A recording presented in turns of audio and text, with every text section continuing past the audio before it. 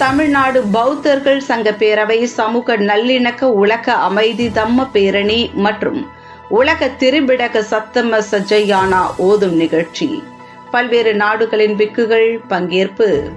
தமிழ்நாடு பௌத்தர்கள் சங்க பேரவை, உலக திரிபிடகம் ஓதும் பேரவை மற்றும் தமிழ்நாடு அரசு சிறுபான்மை ஆணையம் சார்பில் மத நல்லிணக்கத்திற்கான உலக அமைதி தம்ம பேரணி மற்றும் திரிபிடக சத்தம சஜ்ஜயானா எனப்படும் உலக திரிபிடகம் ஓதும் நிகழ்வு நடைபெற்றது.